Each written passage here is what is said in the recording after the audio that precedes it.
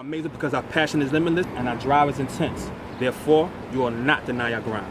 You are now watching the Faith Grind Inspired podcast with your host, Dr. Gina Alert.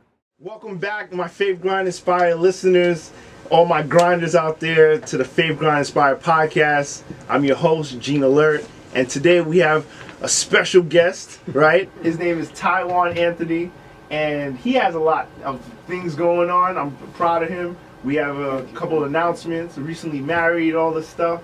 Actually, 1 year, right?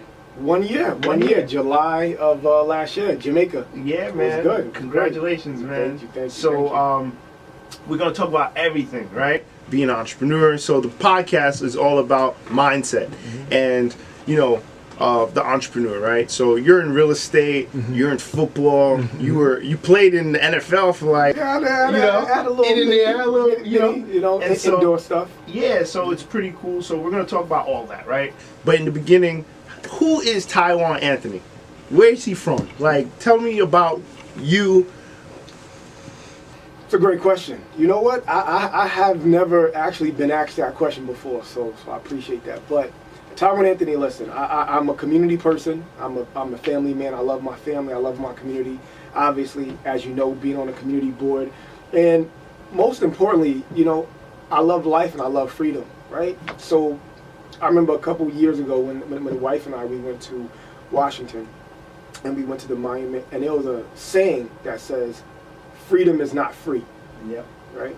And I always lived by that. And for the longest time that I could remember, I always thought outside the box. So I would say, why do we have to get up every single morning and be at a place at 9 and leave at 5? And then sometimes it's not even 5. Sometimes we're talking about 6, 7, 8, right? And when you look at it, that is a major part of your day. And you multiply that by the year, that's a major part of the year. You multiply those years over your life, that's a major part of your life. So Tywan Anthony, I always question. That's just me, I always question. So somebody tells me, here's this fact or here's this statement, I'm going to ask why. And that's me in a nutshell. But most importantly, I think that my past has shaped me to be who I am and where I am. My grandmother raised me since I was a young guy. Where? We moved a lot. So I was born here in Brooklyn. Okay. Moved to South Carolina, back to New York. Spent a little time in Florida with my father for a little bit. Moved back to New York, and then from there went to college.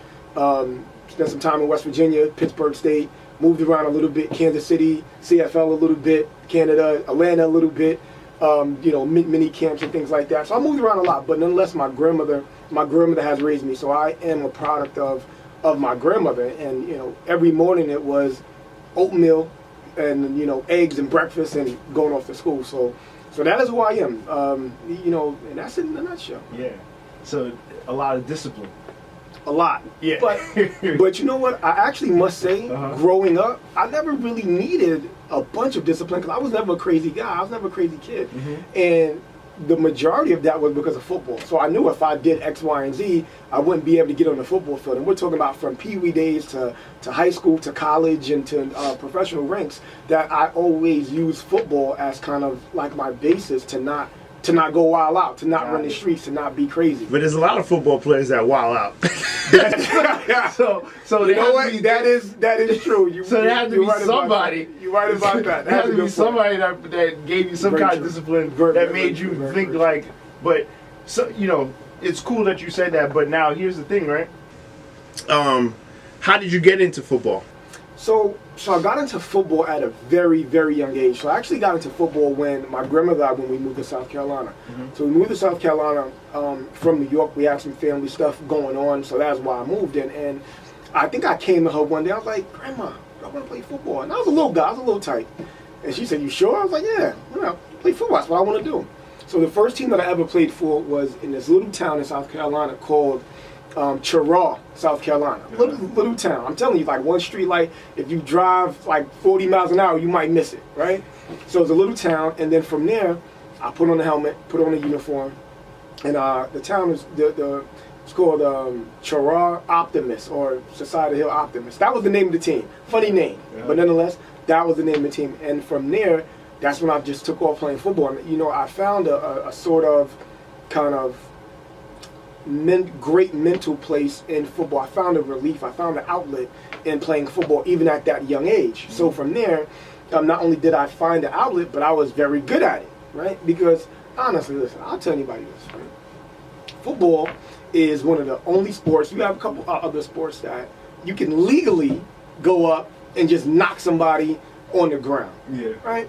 And for a lot of guys, and for a lot of us, that's a great place to take out your anger and your frustration, but in a controlled environment. So that is what makes it really good. And for guys like me who needed that outlet, or for a kid like me who needed that outlet, it was the perfect place to do what I had to do. It was perfect. Perfect. What was your position? So originally, when I was a little kid, because I think in junior high I was like I'm 6'3" now, so I think I stopped growing at like a sophomore in high school. So I've been like 6'3" since like high school.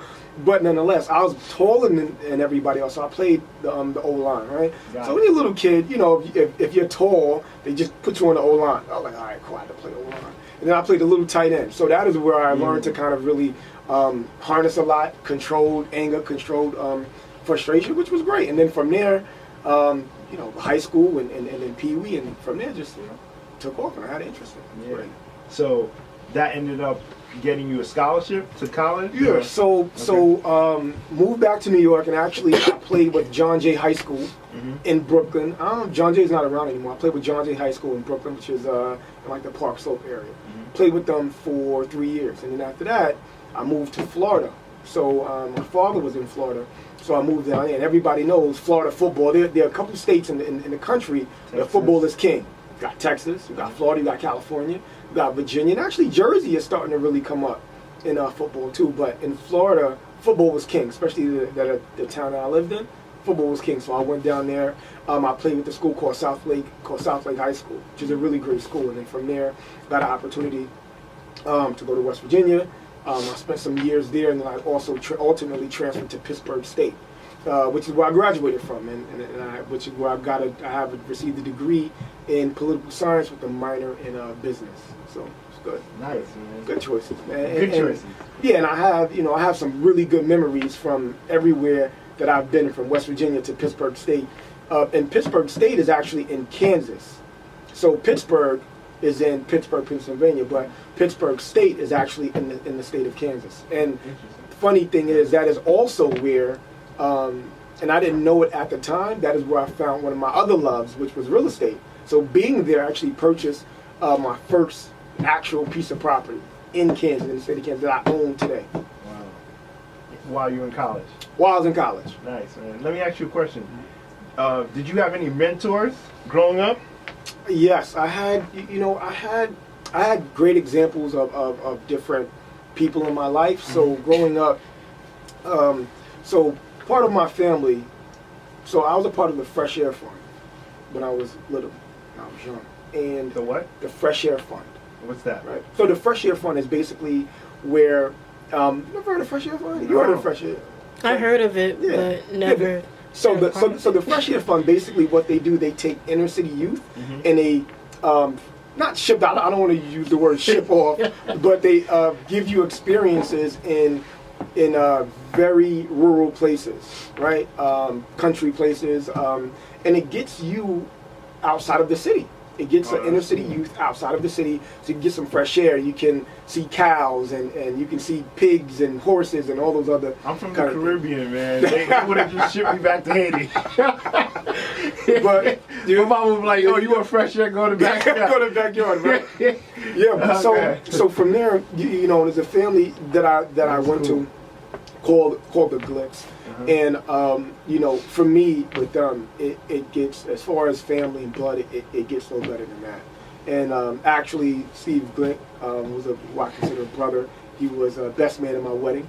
Nice. Yeah, and this is a family that I've been knowing since I was a little, like a damn near infant, you know.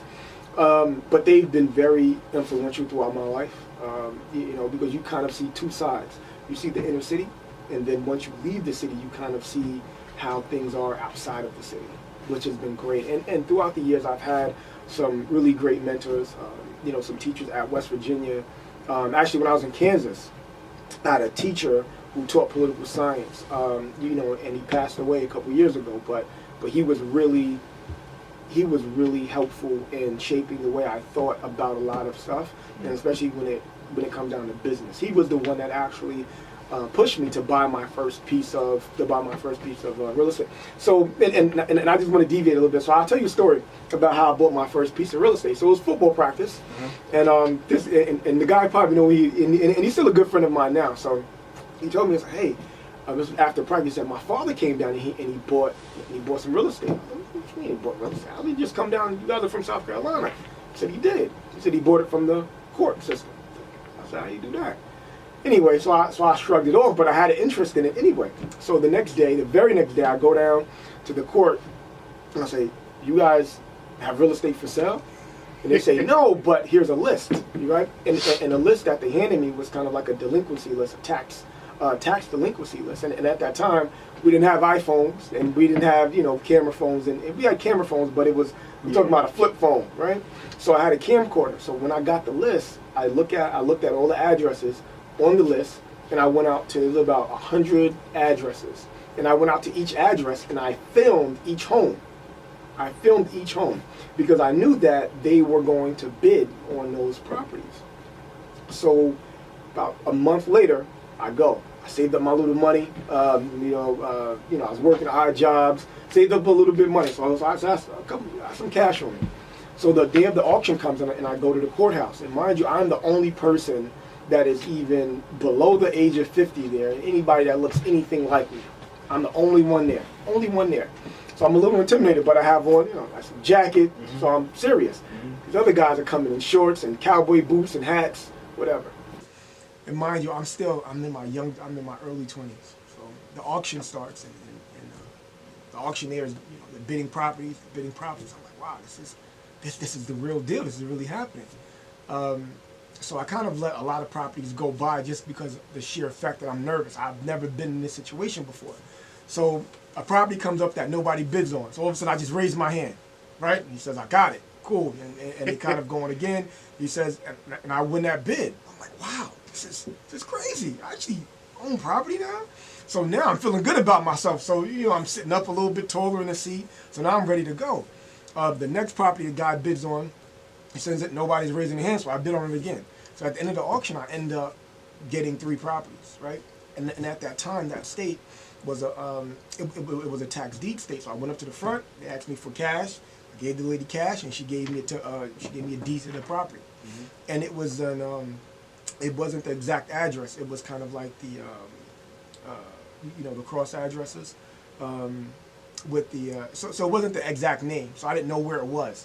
So I asked her later. I said, "Where exactly is this?" And she told me the address. So I went there, and I remember the feeling. I had my idea. I'm a young guy from Brooklyn, who doesn't know a damn thing about property and like that. And I take that deed, and I drive out to the property. And I just look, and it was a single-family home. It was pretty beat up, but I was proud of myself, right? And I was proud of myself in the fact that I came from Brooklyn, and I was able to get this property all by myself. Paid for cash. So I remember just sitting there. I think I sat there for like 2 hours on the stoop of my own property. I was beat up. The steps was probably about to fall over, but it was my steps. So it was mine. It was your steps. Right? And I was 22, 23, somewhere around there. I just remember just being excited about the possible opportunities that were coming. I said, wow, this is crazy. I actually own property. And at that auction, I also bought 2 other parcels of land, which were far out. So I drove out to the other parcel of land, which is about like 4 or 5 acres. And I just looked at my acres and I said, wow, I own acres. And I didn't even understand the concept of what I had done at that time, but it was the fact that I had done it, right? And I'd done it by myself. So I was pretty happy at that point. From there, that's when everything really started. And that's when I began to have the interest in real estate, in the power of real estate, and what it can actually do for you. So how did you end up back in New York? Like, what made you come back out here? So good question. So I actually had a tryout with the Hartford Colonials of the UFL. Okay. That didn't work out well. The end result of the league actually folded. So I came back to New York. Actually, even before that, there was a tryout. There was a team called the UNGL that I actually had made the Florida team for. So I was excited. So I was like, all right, great. Professional football I'm playing. Wasn't paying much. Again, it wasn't NFL, so it was NFL money. But nonetheless, it was a UNG, and I was happy. I made the roster. Everything was ready to go. And the next thing you know, we get an email and a letter saying that the league folded. All right, fine. So I go and I try out for the Hartford Colonials of the UFL. That didn't work out, and I was in New York. So at that point in time, I was like, hey, you know what? I'm back in New York. I kind of been chasing this dream for a long time. Let me try something different. Let me do something different. Mm-hmm. And that is when around that time, a little after, is when the concept of the New York Crusaders was born as well. So we're going to get into that. Yeah, we'll get into that. We'll get into that. So that is how I kind of came back to New York. And then at the time, this young lady that I had met, that ended up being my wife right now, that also helped towards me staying in New York as well. So that's how I came back to New York. Yeah, so I mean, Ty, man, you've been, when I met you, you were always a community guy. You were sitting on the board of the NAACP. Yes, right? the Brooklyn NAACP. Yeah. So that was cool. That's how we met actually before that through Councilman Robert Carnegie. Yep. Actually, matter of fact, you know, doing some prep for the show. I went and I was looking at some pictures, some old pictures, and I almost forgot we honored you. Yes, the 1 year anniversary. The 1 year anniversary. Something popped up on Facebook that had that, and I was looking. It was myself, Henry, Rob, Dr. Hassick. Yeah, Dr. Hassick. Also too, and I think it was like 2 other people. And I was looking at that. I said, "Wow, I can't believe Zawadi. it was that long." Zawadi. I can't believe it was that long ago. Yeah. I cannot believe it was that long ago. And I remember it like, yes, I had my grandmother there. Yeah, your grandmother. My cousin there, had my aunt there. Yeah. So yeah, it was time flies. Time flies. Time flies when you're having fun. But you know what, man? The circle is still tight. You know. Agree. You know, and we've been growing, and it's interesting because I think growth, right, is something that some people just automatically do, and some people don't want to grow. They stay complacent at their current position because it's safe, right?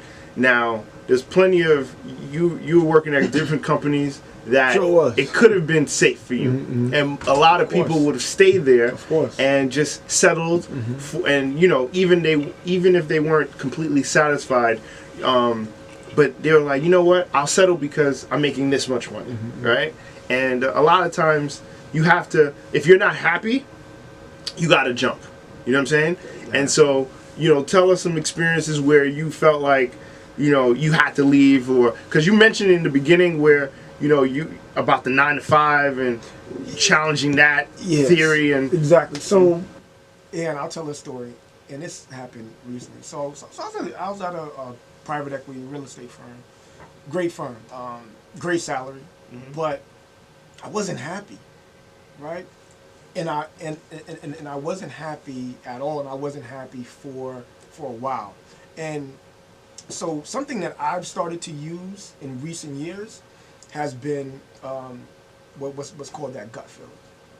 So when I first started feeling it, and mine has developed in recent years, and a couple times, the first time that I did something that my mind and my gut told me not to do, the end result ended up bad. I was like, wow, you know what?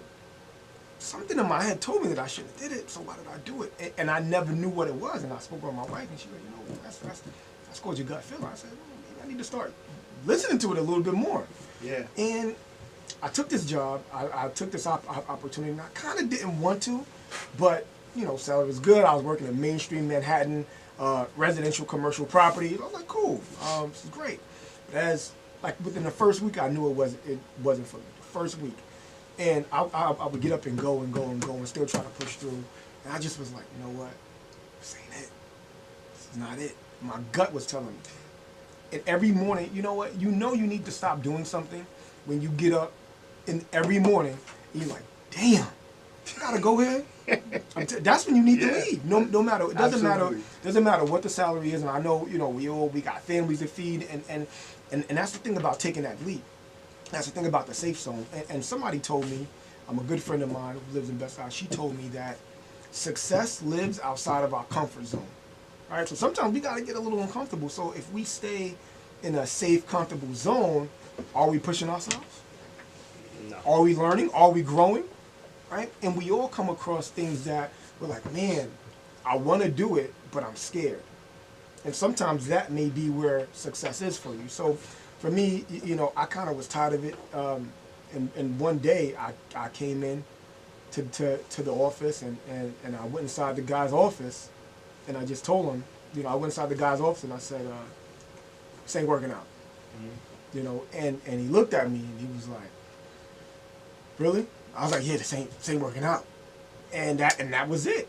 You know, and I told him it wasn't working out and I broke out. That was really it.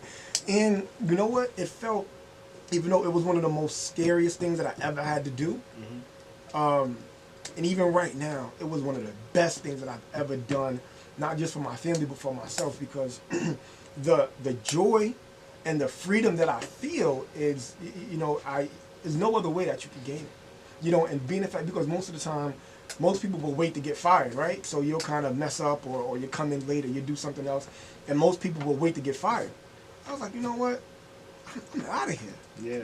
I was like, I'm out of here. You know, plus the wife and I, we were going to Caribbean in Canada the next week anyway, so I was like, man, really, I want to come back, right? You know, I want to go have a good time and, you know, and party. But, you know, and for me, that was the first time in my life that I've ever done anything like that, ever, right? Because it's always the go, you know, you get a job, go work, 9 to 5, and you wait for your check, right? But somebody told me, and here's what I analyzed it. All right, I'm spending an exuberant amount of hours per week. I'm giving you my time, my life, my spirit, my energy, my effort, something that I can never get back, right? No matter what. You can't ever get that back. No. You can lose and gain money. I've lost thousands, right? And I've gained thousands. So you get a $50,000 check, you're like, great, cool. Kids, you know, baby need shoes, rent need to pay, and mortgage need to pay, whatever it is. And you gain and you lose money all the time. But your time, that's something you can't bargain. And you should never be, and you should never bargain that. Like ever, I tell anybody, you should never bargain your time. You should never bargain your energy, right? And I think I was reading, it was Steve Jobs, and he gave a commencement speech at Stanford, and he said, statement that just resonates with me is, don't spend your life living someone else's dream. And that's what I felt. So remember, when you go to work for somebody else, it's not like even at the end when you get ready to retire, you can't say, hey son, hey daughter, here, you take the reins. You can't do that. You can't do that. Absolutely not. It's you know, that's the end of your tenure, right? Yeah. And mind you, when you go to work for somebody else, you're not living what you want to do, right? And just calculate the amount of time, energy, and effort that you just spend hours. Because people say it's 8 hours a day. No, it ain't. It's never 8 hours a day. You got to prepare to get there, and you got to get home in New York City. Train stuck in the tunnel. You're sitting there, you know, looking at somebody on the train. It's never 8 hours straight. No. You may have to work 30 minutes of overtime. Let's say if it's 30 minutes of overtime each day. You multiply that throughout the year, and what do you get? You get hours and weeks of just extra time on somebody else's dollar. Yeah, absolutely. And sometimes it's mandatory. Mandatory. Like, and if you on salary, you ain't getting paid extra. It's just something you gotta do. I remember one time my sister called me up and she was so mad because she couldn't go to one of our aunt's funeral. Our aunt passed away, and she couldn't go because they wouldn't let her leave. And she had the day off. No, not the day off. She requested the time off, but when she got there, something happened, whatever. Yep. To leave her a little early, they're like, "Yo, you can't leave," and she was like, "I am leaving," you know. and so she got written up, and I was just like, "Wow." Like, so that's how it is. I totally get it, you know, and you know sometimes. So then, how do you balance it, right? How do you balance happiness and paying bills, and how do you know? So in your case, you found real estate as your way, right? So you started out 22, you bought your first property, you bought your first 3 properties, house, and then the land, right? And then you went back to New York, you got your real estate license, you worked for some various asset management companies, property management, non-profit organizations. Yeah, all in the real estate space. You got your broker's license now, and now you started your company, which is. So the company, I have 2 companies actually. The company I have Anthony Equities Group, which is a small real estate investment development firm, and we also are brokers as well. And I have Anthony Real Estate Learning Program, which is a real estate school, continuing education, and also a research center as well. So we like to do, so we incorporate economics, global economics, into what's happening in the current real estate market. So now, how did you get into? So I get the broker side, right? Mm-hmm. How did you get into?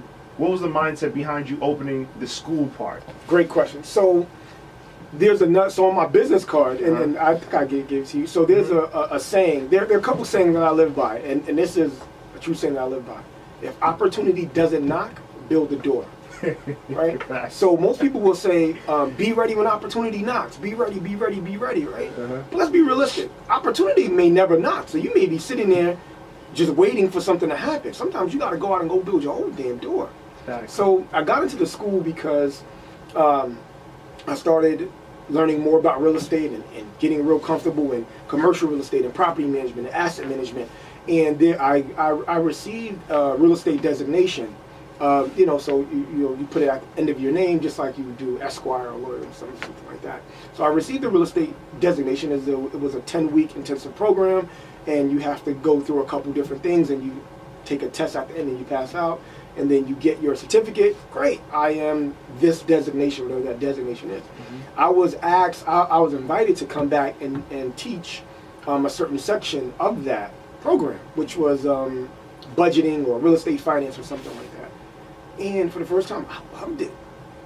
I was like, wow, teaching real estate is amazing. And I had a great time. And I'm teaching adults, so this is continuing education. These are adults already in the industry, 30, 40, 50, 60 years old. And I had a great time.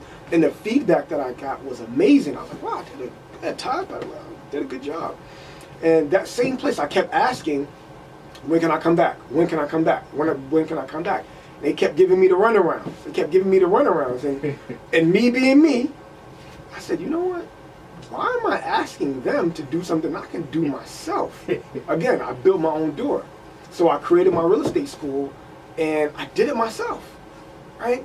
And, sometimes things happen for a reason, because I kept going back to them, when can I start? When can I start? When can I do it? I want to come back. And I was like, yeah, you got to go through X, Y, and Z. You got to get this license. I said, I have my real estate license. I have, I had like 10 designations. You had me teach a class anyway. And you had me teach a class anyway, so what more is there, right?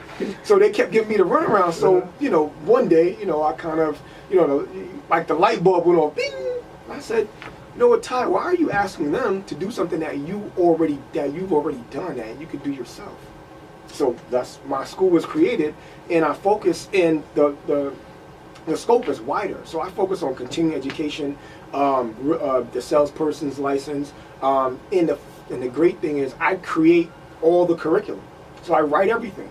So we have a introduction to basic real estate course, which is and I modeled the introductory course after if I was 18, 19, 20, young, right? And what if somebody came to me and said, hey, these are the basic fundamental elements of real estate. Here's this information. How powerful, let's say, Gene, when you were 16, 17, 18, how powerful would that be if someone came and dropped those jewels to you? Oh, powerful. See what I'm saying? So my point was to go after kind of people that look like us, right? People that live in the same community as us, and say, here is this knowledge. Grow with that. Because people always talking about neighborhoods shifting, other people are moving into our area, they're kicking us out, we can't afford, or somebody will refinance or put a mortgage on a house that's completely paid off, they don't have the income to pay it, and now boom, now they lose their home in foreclosure, right? Mm-hmm. So, but people won't make the same mistakes if they have the knowledge. So that's what my goal was. And then from there it grew, and I have a commercial real estate course, I have a property management course, I have an asset management course, a 22.5-hour course, and a salesperson's course. Nice. All those curriculums I wrote myself. Oh, really? So now let me ask you about these courses. So if someone takes your course, they could register and go take the state test? So all of our courses are certified, approved by New York State. Right? So even if you take our course, let's say someone takes the intro to real estate course, they get a certificate with their own code, and that gets submitted to New York State, and that is 3 hours towards continuing education. And that is something that they could put in their resume. A young person right? Let's say a young person they don't have their real estate license yet, but they want to go work in a firm. Hey, listen, I've taken at least some preliminary steps to know what in the world is going on in real estate. Here's the introductory certificate. All those courses are New York State, be New York State. So you have like the 70, is it like 70 hours now? Yeah, so 75. 75. So for the salesperson course it's 75, and for the brokers it's 45. Right. But things are changing right now in New York State. So, for example, they're requiring more agency, more agency disclosure, because what's been happening the last couple of years, brokers and salespersons, they've been representing people and kind of skirting around, who their client is, right? And you have issues with dual agency that comes up, where a broker or a salesperson, they'll represent the seller and the buyer in the same transaction. I have my own thoughts and opinion about that, but I'll leave the state to figure that out. I'll just teach it. Yeah. So that's where the school came about, and that's going great. The investment firm, and now that I'm a broker, so we're a broker as well. But the main focus on that is investment projects and developing real estate. Right? There's only a small amount of there are black developers. There are developers of color, but a small amount. Right? But I'm looking to do something really unique, something phenomenal, giving people, because it's not just about the bottom dollar. So when you invest and when you develop, you have to be conscious about what you're doing. You have to take the community in mind, right?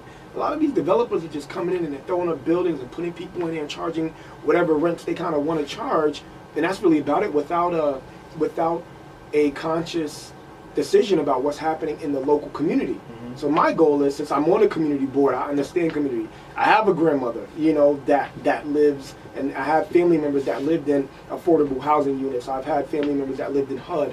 I've had family members that have been in situations. So my goal is to actually, develop that, and develop quality property, and also, honestly, leave my family a legacy. That's what it's about. Man. That's what it's about. I need to leave, the little ones that are to come. So no little ones now. I'm trying to, I'm getting after you. Yeah.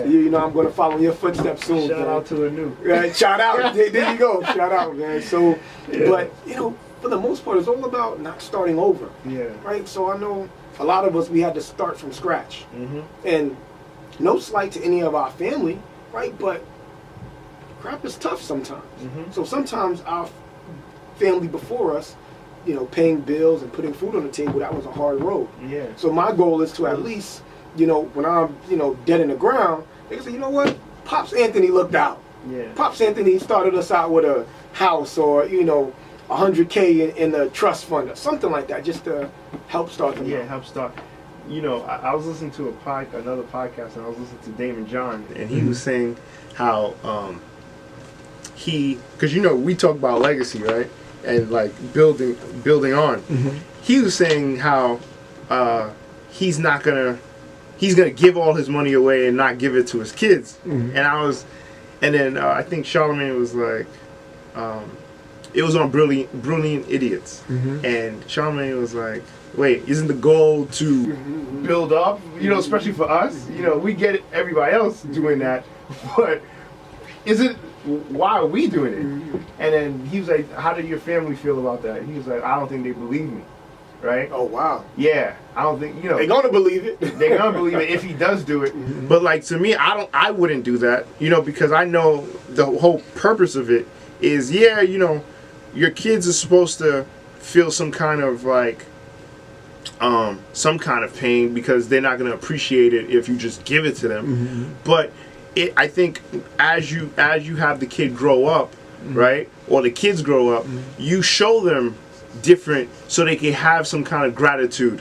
You know what I mean? And you take them to different places, and you show them, you expose them to things, so it's not just like, all right, I'm gonna wait till daddy and mommy die, and then here I'm rich, right? So I appreciate this money, because you show them work ethic. You know what I mean? So if you just spoil them all your life, then it makes no sense. You're gonna get some crazy kids out here. Mm-hmm. But I think if you raise them in a way, and you show them work, you show them, like my son, you'll see, he's 2 years old. Like I'm like, you can't just drive in this Benz. Like, you gotta take this hose and you gotta wash. You gotta do something. And you gotta do something. Like, you know, he loves doing it. Yeah. And so he comes to the office on Friday, so I'm exposing him to client interactions. That's how it should be. That's Exactly. what you know. So I feel that that's the way it should be. You know what I mean?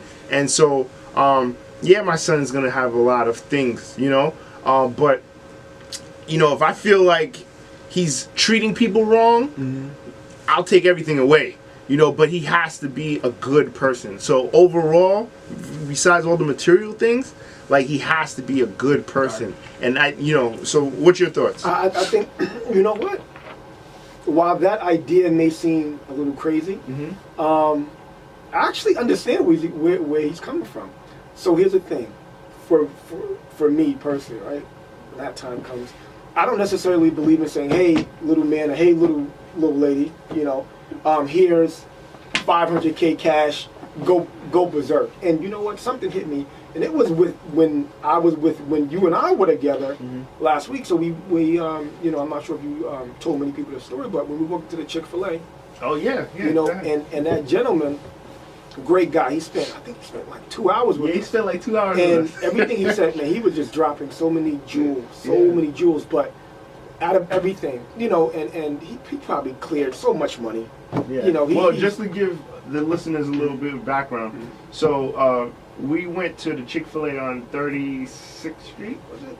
36 and It was 6th. the first one. It was the first one in Manhattan. Ever in Manhattan. And that was your first time? That was ever? my first time in, but Ty kept going, hey, we need to go to Chick-fil-A, right? I was like, what's Chick-fil-A? So we finally walked go. around. I posted on social media, and we get in there, and he's on the line directing The owner is directing people to the registers. Greeting people, like everything. in the weeds. Yeah, so when we left, I went to tell him my experience and say, Gene thank being you. Gene, there you go. Being Gene, you know. And so this goes to another point. Thank you for sharing that, right? Well, bring this topic up.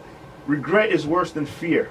And that's something you said when we were on the train. Yes. And I thought about that. I said, well, you know what? Regret is worse than fear, you know. And to all my grinders out there, right? There's always going to be an opportunity where you might feel fear, right? But that fear is temporary. So that fear, we saw the owner there, but it could have been either fear of like, what's he going to say to me? Or what am I going to say to him? Good But point. the regret would have been worse because it was like, I had an opportunity, because the following day, I went back. I went back with my son. We went to go buy some art from Sutai, and we went back. He wasn't here. You know what I'm saying? So when's the next time I'm going to be there? You know what I'm saying? So now that was my opportunity. So if I didn't speak to him that day, who knows? Who knows when's the next time I'm going to meet this guy, right? And so we go there. Everybody walks out. Purvis, PK, everybody walked out. And I said, you know what, guys, give me a second. Let me go. I remember that. Yeah. And then all of us are looking like, man, what's Gene doing? What's Gene doing? And I'm there for like 20 minutes talking to this guy. I'm like, look, I own a frozen yogurt shop in Brooklyn. We're dealing with some things right now with Landmark. He's, oh man, Landmark, oh my goodness, this city. And then we started talking, and then all of a sudden I brought them back in. I said, guys, come back in. Yeah. And we started building, and he just poured so much into us. We went to school.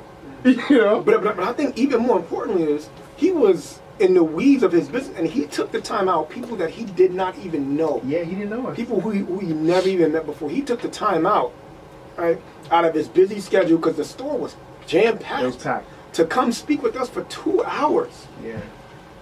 People that he had no clue. But here's the thing. You know, I think one of the most important things, and it kind of goes back to about what you said about, you know, leaving a legacy. And here's what really blew my mind. Out of everything that he dropped, out of all the jewels that he dropped, this man who makes, you know, a good amount of money, who nobody has to work, you know, for probably a long time. He said, you know, and this is for the listeners, and the way he glazed over it was just so natural, and that's how I knew it was true. He said, "Oh yeah, my wife and my daughter work here too." Both of them. I said, "What?" I said, "That's what I'm talking about." Yeah. You know what, to have, you know, because it's easy for the wife and for the kids just to stay home, to do whatever, to fly wherever, to drive whatever, right? And he's bringing back how many other millions of dollars he's bringing. It's easy. He said, no, you know what? You're going to be in here with me. You're going to be putting chicken on sandwich buns, stacking fries in boxes, and asking people, how may I help you? How may I help you? With a smile.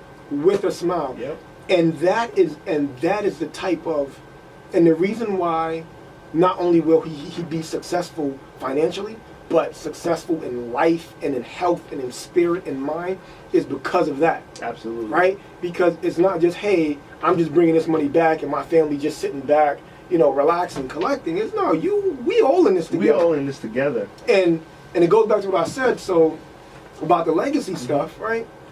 That's what I plan to do with my kids. Absolutely. So the properties that I have and the properties that I will have, guess what? You're going to be a property manager. So when Miss Jackson called about her leaking toilet, you're going to respond to that.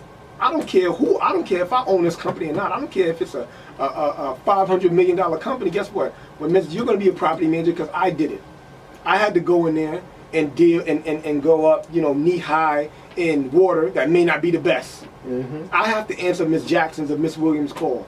Right? You may have to be in some smelly places that you may not want to be in, because you know what? That creates character. And what it does, when you get to success and you get to the point that you want to be, you say, wow. Absolutely. And you look back on your journey and you say, it's all worth it. But if somebody just gives you something, you didn't go through that journey. You didn't go through the journey. It's not worth anything. It's not as sweet as it is, because you can think back and say, you know what? Because, and I'm speaking from this, I remember I worked at McDonald's, I flipped burgers, I mopped toilets, I did all that stuff.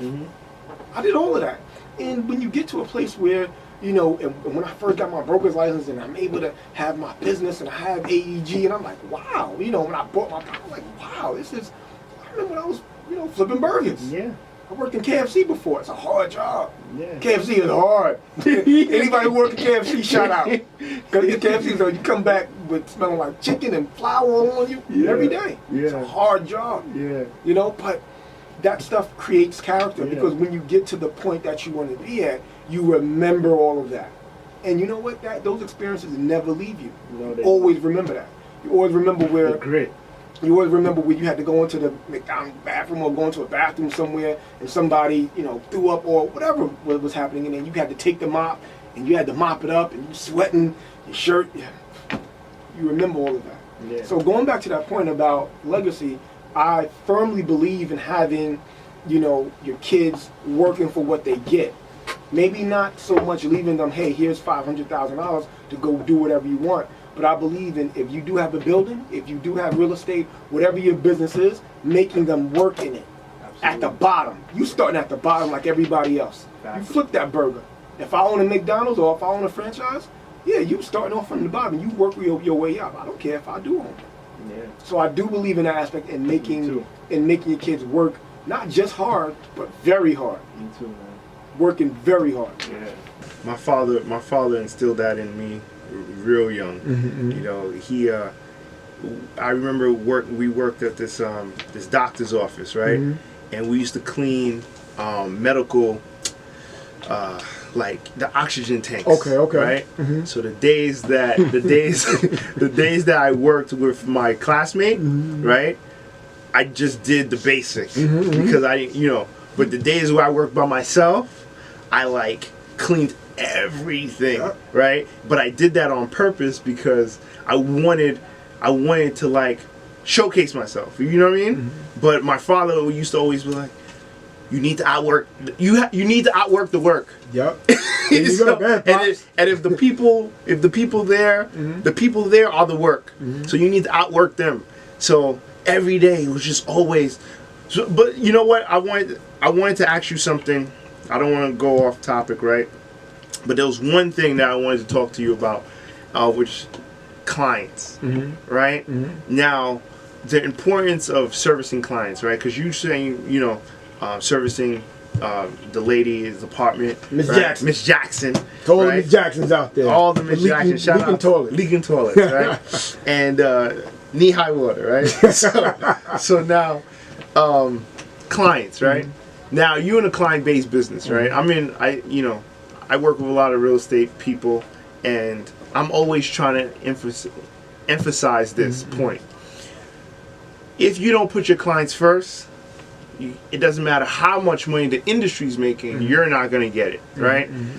You've been really successful because you've always put people first and your clients first. That's what I've noticed, because I know you, right? Now, tell the listeners, because hearing it from me is one thing, but tell the listeners why it's important, and any story that you could put together, like, or tell that share with them on an example of how that worked out. So the first thing is, right, so people like you, people like myself and other folks, we kind of know how to talk to people at this point, right? So we know how to build, and, you know, like at the Chick-fil-A situation, you walked up to that guy, had a great conversation, you were able to build off that. So a lot of people inherently have that skill, but a lot of people do not. So the thing that I would first suggest is for individuals that are scared to even talk to people, for individuals that are scared to really start those conversations, gotta get over that. It's a book called Feel the Fear and Do It Anyway. Right? So no matter what, you're gonna be scared, right? So and you have to look at yourself and say, all right, in order, if you are an entrepreneur, if you own your own business, you got to know how to attract clients, right? And no matter what, and here's the thing, and somebody told me this, people do business with people that they like. That person doesn't necessarily have to be the best at what they do, right? As long as they get it, and this is just human nature, right? People are going to do business with people that they like. You know what? I can get a beer with him or her. I can sit down and hang out with him or her. I like that person. You know what? Here's my company. You know, we did $2 million in taxes this year. You're a CPA. Do that for me. Great. That's how people get business. So the first thing is, in dealing with clients and keeping relationships, you got to know how to cultivate that. And I tell people in real estate, whether it's real estate agents or you have to know how to network with people. You have to know how to talk to people. You have to know how to come up to people just off of nothing and say, you know what? My name is John Brown. I do X, Y, and Z. What industry are you in? And I would like to get to know you better. Got to have that skill. But first and foremost, so what I do in real estate, I have a minimum of a 24-hour policy, right? So what I do, I will call anybody back within a minimum of 24 hours or email, some kind of communication. The first thing that you can do wrong in having a business is to have that, to have a full voicemail, right? Or to come into the office and that light is blinking 30 messages. What in the world? That could be a check. That could be anything. The 31st call is this. Exactly. Right? 31st call is a check. Yeah. But you missed out on because your voicemail is full. So I think the first thing is you have to get into the habit of having a 24-hour policy of calling people back, right? And then now with Yelp and Google reviews, people will badmouth you so bad it's not even funny, right? So the first thing is having a 24-hour policy. So even if it's Miss Jackson calling about her toilet is clogged up, or if it's a new developer saying, hey, I want to partner with you on this $30 million development deal, whatever the case is, or $10,000 development deal. You need to treat both of those with the same level of urgency. You got to get back to them, because in real estate, if you own property and you have tenants, whether that tenant is bottom line paying for your bills, right? Because that rent, after all the expenses are paid, goes in, that's profit. And that's how you live and support your family. So the first thing I would say is, any kind of client, you have to have a 24-hour policy. And what I used to do, and here's just something I used to do. So I used to go to a networking event, and I always carry around a pen. And what I do, because when you go to a networking event, you come back home with 15, 20 business cards. It's great. So what I do, let's say if I didn't know you and I meet you on a networking event and I talk to you, I'll, hey, great to meet you is my card, vice versa. I'll go off to the side, right, and I'll take my pen and I'll write, some notes. I'll write a note so I can know who that person is. Short guy, short fat guy, whatever it is, just something so I can remember when I get in front of my email, right, so I can know who it is. Hey, it was great meeting you. It was great talking about X, Y, and Z. Follow up with everybody, because you never know. Turn over every rock. 24-hour policy. That's the first thing. And you know what? You have to be people oriented, right? And you will get situations where, especially in real estate, right? Tenants, people are cursing you. I've been cursed out before. Management, whatever it is. So hurt people try to hurt people. Hurt people try to hurt people, exactly. But you have to know how to take that, and you have to, so if Mr. Williams is in your ear arguing about how bad the management company is, how bad the management company sucks, Mr. Williams, I'm sorry, I'm very sorry you feel like that. Here's what I'm going to try to do. So one technique that I always use, especially when I was working for owners, I created a classic move, good cop, bad cop, right? So let's say you're in a new role as a property manager, which I've been in, many of times, and you come around, management company, y'all suck, y'all didn't fix my heater for 3 months. What I'll say is this, you know what? I understand that happens. I'm sorry that happened. Here's what I'm going to try to do. I'll say, let me help you. So you try to say that the management company that you work for, they're the bad guys. But you don't outright say that. Yeah. So you try to come in and act like you're the new sheriff in town and you're going to get stuff done. Yeah. So I'll say, listen, I'm not sure what the last management company did. I'm not sure what the last property manager did. And y'all owner, he sucks. You even say, I'm not even sure what the owner did. I'm going to say, you know what, forget about that. You and I deal. Whenever you have an issue, you call me and I'm going to get it done. Right? But you have to deliver. So when they call you, you pick up the phone. And as a property manager, I remember I worked for this commercial company, and wife could tell you, sleeping, knocked out, snoring, 2, 3 o'clock in the morning, get a phone call from a tenant. Pipes burst, all the way in Jersey. Oof. Right? I'm not a contractor. Really much I could do but call a contractor and have him go out there. But guess what? Put on my stuff, jump in the car, and I drive out to Jersey. Right? And I make sure to coordinate the contractor, because when you're out there in it, they feel a certain, they're like, wow, this dude is really invested. He's here. He's here. Fire department was there, contractor there. There's nothing, and technically there's nothing I could do. I can't fix a pipe. Duct tape, tape it up, right? It's a contractor, that's a licensed plumber job. But nonetheless, I'm there with them. I'm suffering with them, because guess what? I'm invested in this piece of property just like how you are. You're a business of my property, I'm here too. Pipes burst, guess what? You call me, I'm there. And you develop that relationship with them, and those are the type of relationships, because in the long run, that's going to be the difference, especially when you're talking about commercial real estate. That's what's going to make that tenant re-sign that long-term lease, especially if they're paying a good amount of money. Yeah. So those are the differences that I notice in when it comes to owners. Some owners are like, I'm going to send my property manager, I'm going to send the super, I'm going to send the porter. No, you come down and you come down. Absolutely. You do it. Absolutely. You develop that one-on-one relationship, because in the end, that shows a lot. Yeah. So that's the approach that I take. Yeah. Thanks, man. So it's interesting, man, because you have a passion, right? Mm-hmm. Now, we spent the early part of the conversation talking about football and your love for it, right? And you brought up something saying that if the doors don't open, you build the door. You gotta build it. You gotta build it, right? What did you do? Because you still have the love for football. What? So, I still suit up. So what still suit up. Helmet, shoulder pads, and everything. What did you do? What door did you build? Perfect. So like I mentioned before earlier, traveled, played football. I pursued football on a professional level. It didn't work out like I wanted it to, but I still had that experience. When I came back to New York, I still had the need to play. Right? I'm still vibrant. I'm in the gym, running, doing everything. So I still had the need to play. So I played with a couple of teams. I played with a couple of programs. And after I said, you know what? I'm gonna develop my own team. I'm gonna develop my own program. Right? So, and I think it's interesting, and I still scratch my head.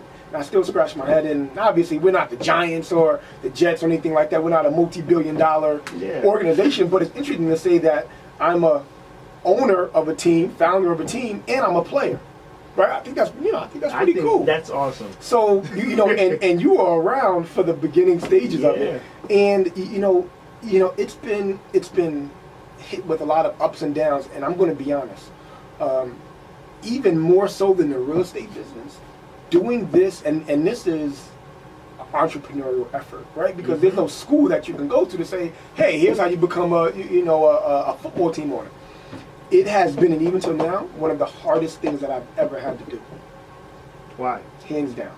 So you have a football team, and so you have players on the roster, 45 players. I say around. Those are 45 different personalities. 45. And then that's not even the staff. That's not even your coaches, right? That's not even that. You have a budget to deal with. You have to find football fields. You have to find uniforms. I have a guy overseas that I deal with, and he don't speak English, and I don't speak his language, but he makes my uniforms. I had to find him, right? And you dealing with New York City, you have to have insurance policy. You have to have a $5 billion insurance policy to even do anything. We travel. We have to have helmets, shoulder pads. You have to have the works. 45 different personalities, along with, let's say, if you have 7 coaches, that's 7. And mind you, football is a sport. I'm a man. I'm alpha. So these are all alpha personalities that you're dealing with. You gotta let these dudes know why you're alpha. I gotta be the alpha of all of this happening here, right? And these guys come from different places. So again, this isn't the NFL, right? So it's not like it's not like it's OBJ. We're like, hey, you have to come to practice because I'm paying you a $20 million salary, right? A lot of these guys, they just have a passion for this level of football. Now, you have some guys that can use this as a pedestal to go on to play professional ranks or go on to college, but dealing with that, and the reason why it's so hard, because there's not a handbook about this. You kind of have to freestyle it as you go. So there's no written documentation about here's how you do this particular thing. Maybe eventually that may come, but on this level, they call it semi-pro football, or adult amateur football, but there's no handbook for this. So you have to kind of think extremely quickly, look at ways to increase funding, look at ways of how you're going to manage the current money that you do have, because this stuff is expensive. A game can run you thousands of dollars. And me, I have to have a dance. I have a dance team, all of that stuff. So I got to, I come out to the game like, wow, this is good. It's real. It's real, but it's funny because when I'm playing, so I play outside linebacker sometimes. I play outside linebacker. So when I'm on the field and I'm about to make a tackle, I'm thinking about other stuff. I'm thinking, hey, how good did we do at the tickets? Did we sell tickets? I'm thinking, I don't hear the music. Where's the dance guy? Right? So these are the things that I'm thinking. I'm thinking, is the security doing what he's supposed to do at the gate? So as I'm making a tackle, right? Yeah. This is what I'm thinking about. So guys are like, yeah, good tackle. I'm thinking, I wonder how much money did we make at the end of this day? That's what I'm thinking. So I'm thinking about all the business and the finance stuff of that. And again, the players, they may not understand it. So when I'm on the field and I'm playing, they're like, hey, what is Todd thinking about? Like, I'm thinking about the overall picture of this thing.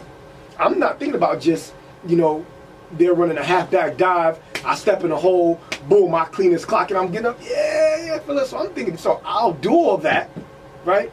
And I'm thinking about, hopefully nobody gets hurt, because I don't want to have to file an insurance policy because then that'll take a long, because then that's another step. Or I'm thinking about next week, making sure that we have a good football field to play on, making sure that the dance team and that the dance coach is okay, and that they know at halftime that they're supposed to come out at a certain time. Yeah. That's what I'm thinking about while I'm playing with a helmet and shoulder pads. What's your team called?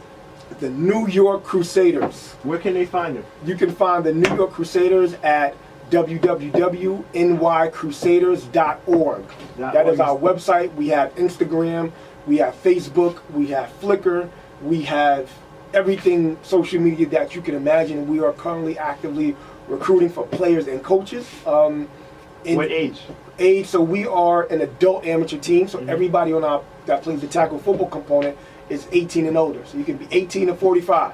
Okay. And then we also have a youth component that is our non-tackle football part. That is a lot of boot camp training, and we prepare guys to go on to that collegiate level. So for individuals that don't want to get involved in the tackle football component, we also have something for them too. And currently right now, I gotta put in a plug, we have our boot camp program going on, which is for both genders, male and female, for all ages.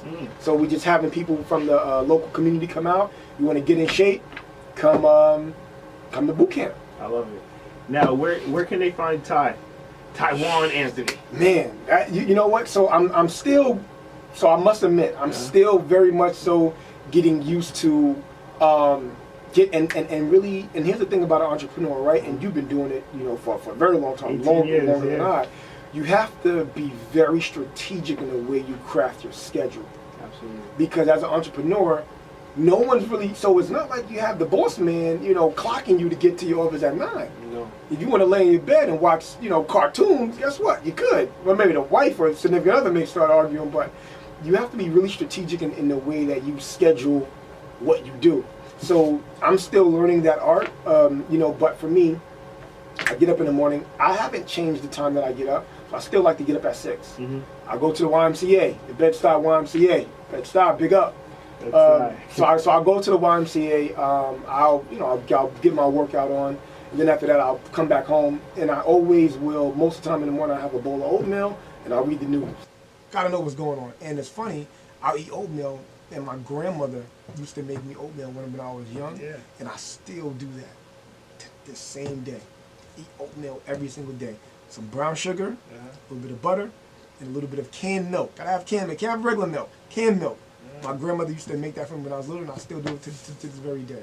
So I read the news, and then after that, contingent on what I have going on. So I like to start with the real estate school and AEG, which is Anthony Equities Group.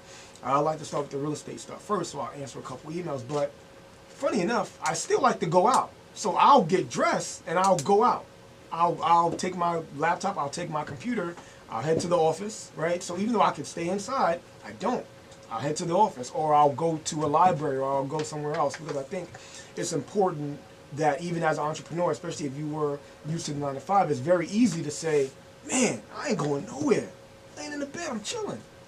Keep the same regimen. Keep the same regimen, because in the end result, that's what's going to be the difference maker. So, Bed-Stuy, man, that's where I am. Bed-Stuy on a football field. But where can they find you on? Is there a website? Of course. So we have a website, so anybody can go to our website, AnthonyEquitiesGroup.com. Okay. I'm on Instagram, Tywan Anthony. That's my personal Instagram. The business, we're on Instagram as well, Anthony Equities Group. The school website is in the making, so that should be up actually by the end of this week. And also we're gonna be doing a couple. Actually, we're gonna be doing a couple soft website launches for the school website. When that school website rolls out, it's going to be, I'm telling you, it's going to be phenomenal. We have some things in the making where we're going to revolutionize. And you know what? The real estate education industry. Yeah, you know what, too, man? We got to talk, man. I would love to do a course on branding around real estate agents. That would be excellent. You know? Also, too, so I'm an adjunct instructor at Baruch College as well. So I have a class starting up in Baruch, so I'm an adjunct professor at Baruch. But the things that we have going, so that's where you can find us, right? Yeah. Anthony Equities Group, Tywan Anthony. You can shoot me an email, t.anthony@anthonyequitiesgroup.com. I'll definitely respond to that email. Give me my 24-hour policy. 24-hour policy. 24-hour policy. I'll definitely respond to that. So okay. So yes. All right. Cool. So thank you, Tywan, J for Money, coming appreciate on. it. He said J Money. Thank you for coming on. Thank you guys to tuning in to another great episode of. You see how I tell people it's a great episode because I know it's a great episode, But anyway, so thank you for tuning in to another great episode of Faith Blind Inspire. I know there was so much value, so much nuggets that you guys got from this because I got a lot. So hope you learned a lot. Share with a friend. Tune in every Wednesday to the Faith Blind Inspire podcast. If you want to be a guest, if you want to learn more, go to faithgrindinspire.com. Take care. God bless.